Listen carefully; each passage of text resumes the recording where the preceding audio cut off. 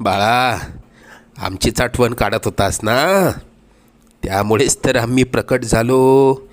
अरे मायबाप मानतोस ना आम्हाला, मग तुला पैशांची गरज असताना सांगायचं ना.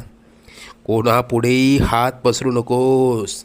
लोक 2-4 हजारांची मदत करतीलही, पण तुझ्या मागे सर्वांना तुझी मजबुरी हसत सांगतील. आता तुला कोणापुढे हात पसरण्याची वेळच येणार नाही. तू आजपर्यंत भरपूर दुःख सहन केलंस.